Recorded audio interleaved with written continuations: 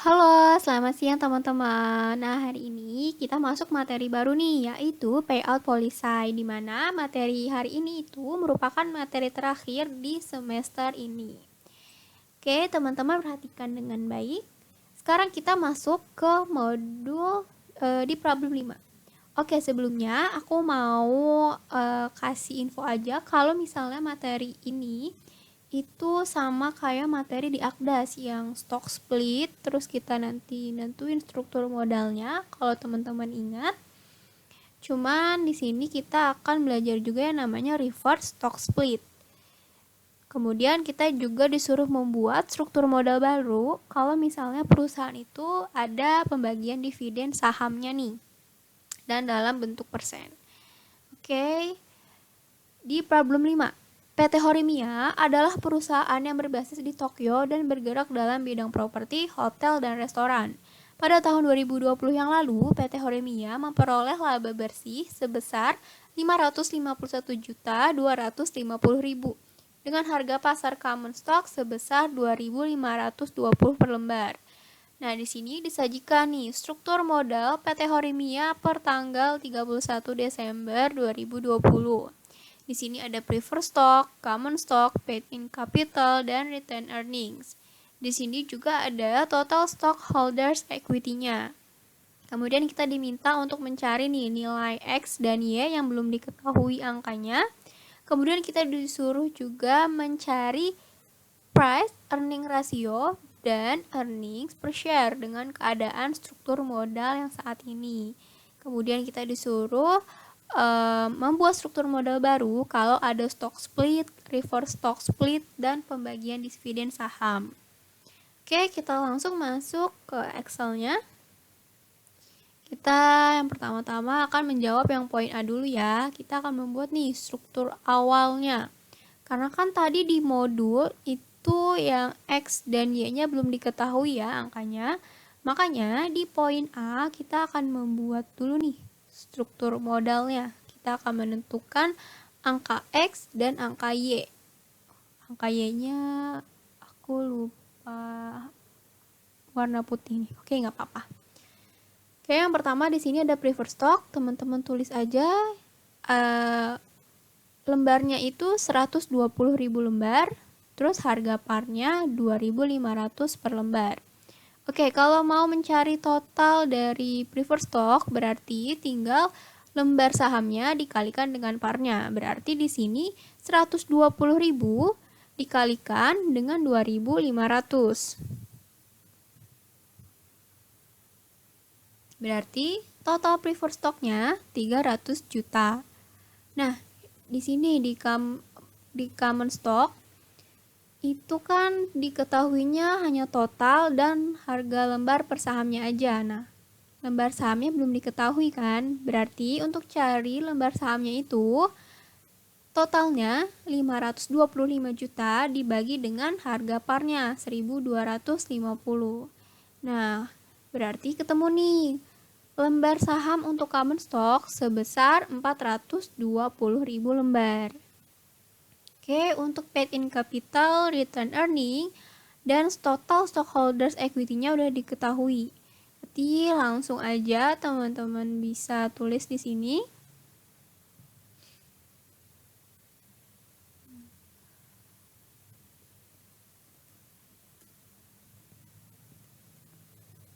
Berarti X-nya 300 juta, Y-nya 420.000 lembar. Nah, ini nih struktur modal awalnya. Oke, kalau udah mencari struktur modal awal, sekarang kita ke bagian mencari nilai EPS dan price earning ratio. Kalau teman-teman ingat, rumus mencari EPS itu kan EAFCS dibagi common stock outstanding. Nah, karena di soal itu nggak diketahui angka EAFCS, berarti kita bisa mencari nilai EAFCS itu dengan cara net income dikurangi dengan nilai preferred dividend. Nah, kita lihat ya ke soal. Oke, PT Horimia memperoleh laba bersih sebesar 551.250.000. Berarti ini untuk informasi net income. Nah, sekarang kita mencari nih, ada preferred dividennya nggak ya? Oh, preferred dividennya nggak dikasih tahu, terus juga rate yield rate-nya si dividen itu nggak dikasih tahu, makanya berarti si Horimia ini nggak membagikan preferred dividennya, berarti preferred dividennya 0. Berarti EAFCS-nya 551.250. Oke, kalau angka EAFCS-nya udah ketemu, sekarang kita bisa mencari nilai EPS-nya. EAFCS dibagi common stock outstanding. Nah, angka common stock outstanding-nya ini teman-teman lihat ke struktur modal awalnya. Nah, dibilang nih kalau si common stock ini memiliki 420.000 lembar saham issued dan outstanding. Kan sama nih issued dan outstanding, berarti di sini common stock outstandingnya itu 420.000. Nah, berarti EFCS 551.250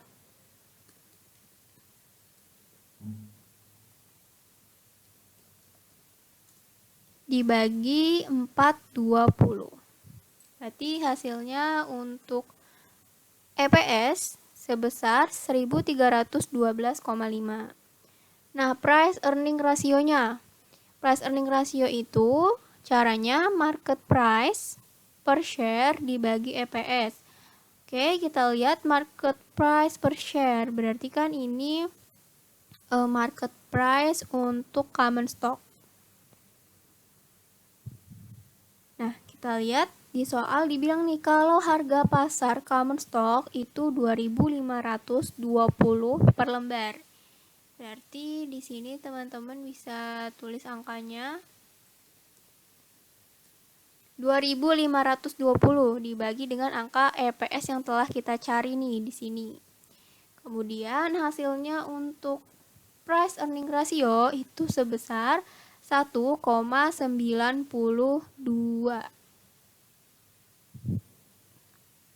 Nah, sekarang poin A udah selesai, kita beranjak ke poin B. Poin B itu teman-teman diminta untuk membuat struktur modal baru jika dilakukan kebijakan stock split 5-for-1. Nah, 5-for-1 stock split. Berarti yang awal mulanya kita punya satu lembar saham, itu dikonversi bisa menjadi 5 lembar saham.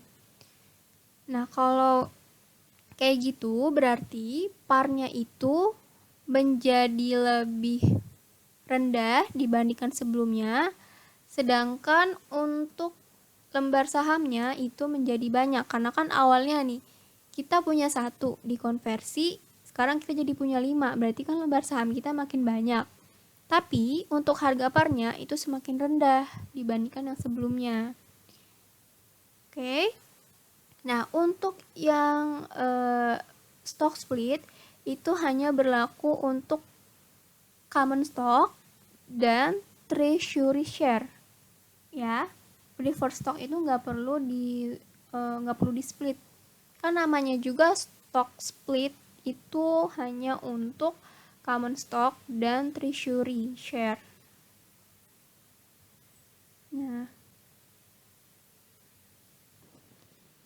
sekarang kita cari ya, berapa nih perubahannya kalau telah dilakukan stock split 5-for-1. Di sini karena adanya common stock aja, berarti kita splitnya hanya common stock. Yang pertama kita akan split si parnya nih.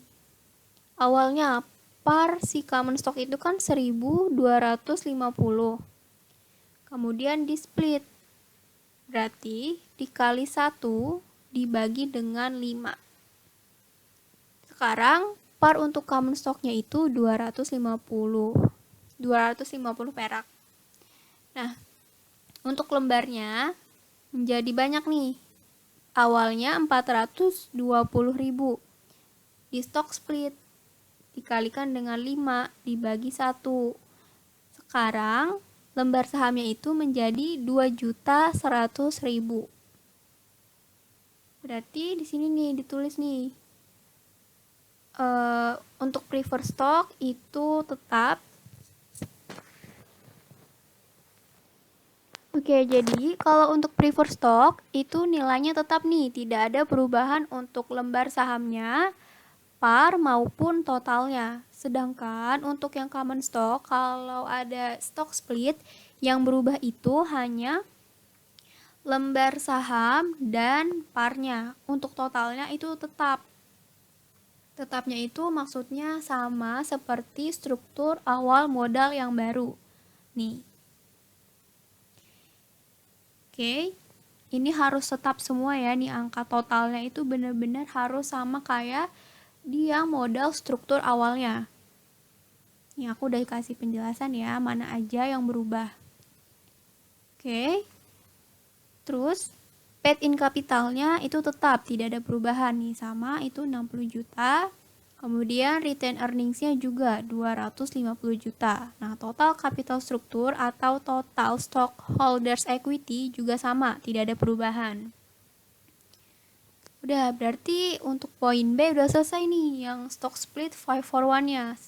Sekarang kita ke yang poin C, reverse stock split 1-for-4. Namanya kan reverse, berarti awalnya itu kita punya 4 saham. Terus di reverse stock split sekarang kita jadi punya 1. Nah, makanya untuk yang par itu menjadi lebih besar daripada dibandingkan dengan sebelumnya. Sedangkan untuk lembar sahamnya itu menjadi lebih sedikit dibandingkan dengan sebelumnya. Nih. Awalnya par. Parnya kan di struktur modal awalnya itu 1.250. Kemudian di reverse stock split 1-for-4 jadi 5.000 gitu. Tapi untuk caranya masih sama nih. Kalau par teman-teman itu kalikannya dengan angka yang ujung. Ini kan ujungnya 4 ya. Berarti di sini nih, di sini 4. Terus yang untuk bawahnya nih atau penyebut itu pakai angka yang depan nih atau angka 1. Sedangkan kalau yang lembar itu teman-teman di atasnya nih itu pakainya yang depan, terus yang di bawah nih yang penyebut itu pakainya angka yang di belakang atau yang 4. Sebenarnya cara gampangnya kayak gitu aja ya, kalau misalnya teman-teman bingung atau agak gimana gitu. Tapi pertama-tama teman-teman juga harus paham bagaimana konsep stock split dan reverse stock split. Cuman ini cara gampangnya aja kalau misalnya lagi ujian. Nih. Oke, berarti kan parnya 1.250 nih awalnya, terus di reverse. Jadi sekarang 5.000 nih parnya. Sedangkan untuk yang lembarnya awalnya 420.000. Di reverse. Jadi cuman 105.000 lembar. Nah, perubahannya nih yang aku bold nih. 105.000 lembar saham dan 5.000 parnya. Nih, untuk totalnya itu sama semua. Pokoknya sih sebenarnya yang berubah itu kalau stock split ya yang di common stock dan treasury itu hanya di lembar dan parnya. Untuk total itu selalu sama. Untuk total prefer, common stock, paid in capital, return earnings, total treasury share, dan total capital structure itu sama. Tapi ada kecuali kalau perusahaan itu membagikan dividen saham. Itu nanti aku jelasinnya di poin ini nih, poin D ya. Oke, sekarang kita ke poin yang D ya. Kalau misalnya teman-teman masih bingung, nanti teman-teman tanyain ke aku aja atau bisa putar ulang video ini. Sekarang ke poin D. Poin D itu teman-teman diminta untuk membuat struktur modal baru kalau perusahaan itu membagikan dividen saham sebesar 5%. Nah, kan perusahaan itu bagiin dividennya dalam bentuk persen. Makanya sekarang teman-teman itu harus mencari berapa sih nilai pasti dari lembar saham yang dibagikan oleh perusahaan. Nah, caranya gimana? Nih, share dividen berarti lembar saham yang dibagikan perusahaan. Caranya dari persenan pembagian sahamnya, teman-teman kalikan dengan lembar saham yang beredarnya. Shares outstanding common stock. Jumlah lembar saham yang beredar untuk saham biasanya. Nih, persenan pembagian saham dikali shares outstanding common stock. Di soal dibilang kan, kalau perusahaan itu bagiinnya 5%, berarti di sini teman-teman tulis 5%. Outstanding common stock. Outstanding common stocknya ini, itu teman-teman pakainya lembar saham di struktur awal sebelum ada stock split, bener-bener yang paling awal. Berarti paling awal itu kan lembar sahamnya 420.000 ya. Nah, berarti teman-teman bagiinnya itu 420.000 lembar. Oke, aku bikin notes dulu. Oke, nih aku udah bikin note ya. Kalau shares outstanding common stocknya itu pakai informasi yang di struktur modal awal. Jangan pakai yang di stock split ini, jangan. Nah, sekarang teman-teman tulis aja 5% kali 420.000 lembar. Berarti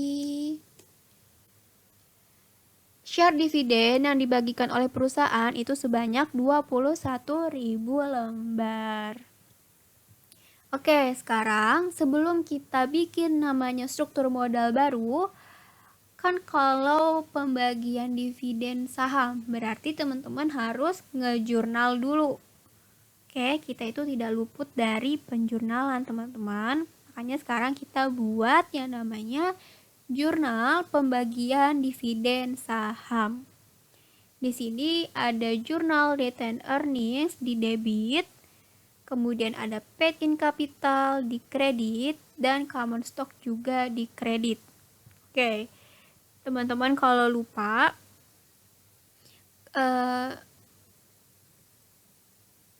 aku nggak perlu jelasin konsepnya ya. Ini teman-teman ingat aja konsep di akuntansi dasar 1 dan 2 kalau nggak salah deh.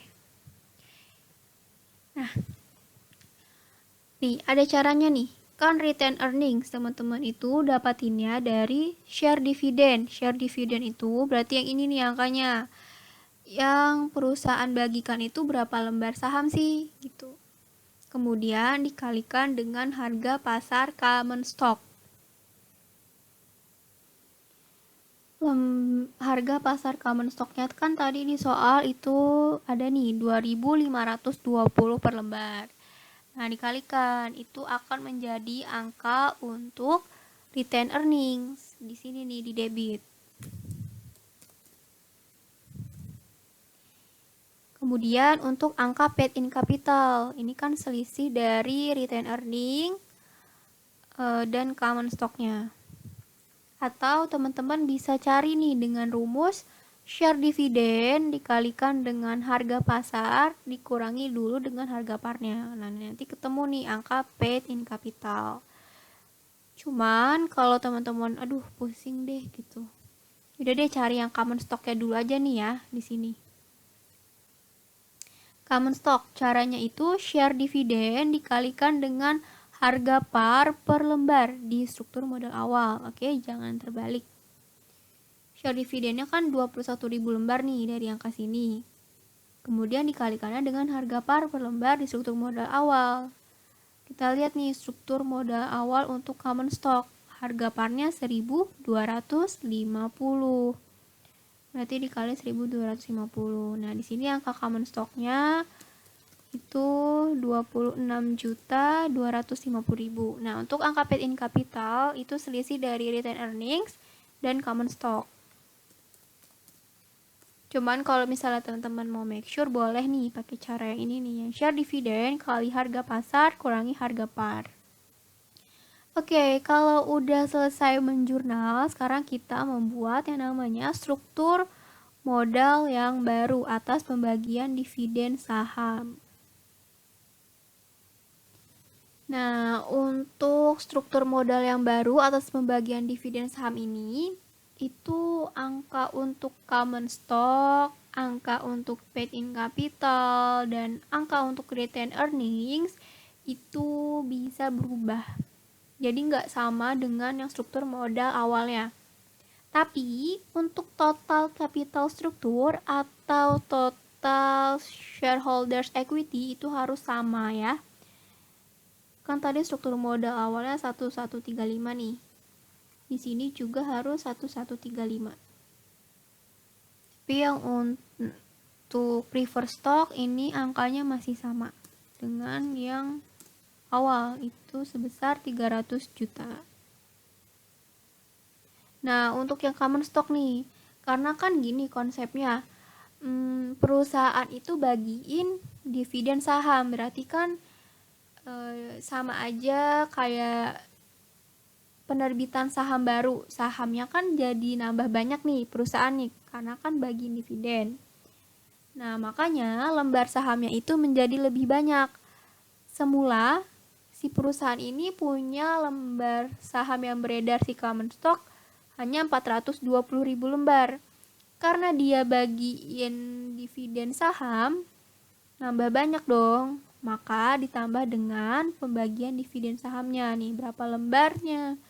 Lembarnya kan tadi udah kita hitung ya, 21.000. Berarti 420.000 lembar ditambah 21.000 lembar.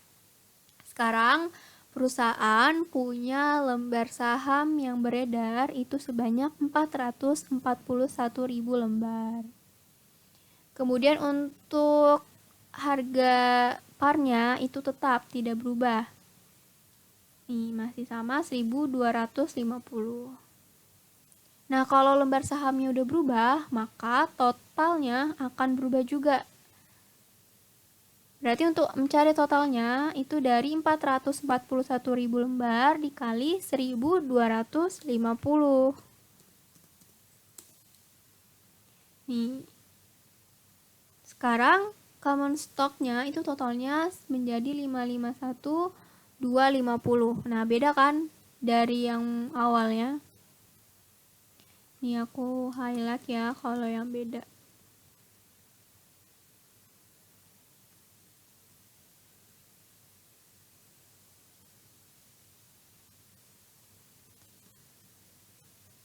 Aku highlight biru. Nah, untuk paid in capital juga akan berubah dong, karena kan tadi dia ada penambahan nih di kredit. Kalau paid in capital itu kan sama aja kayak modal perusahaan. Kalau di kredit berarti kan nambah, makanya di sini paid in capitalnya bertambah juga, yang semulanya 60 juta terus ditambah 26.670.000.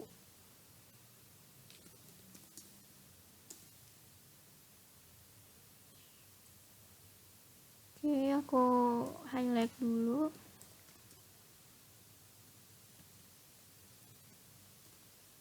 Nah, return earnings-nya juga nih berubah angkanya. Kan pembagian dividen saham, dia itu pakai return earnings.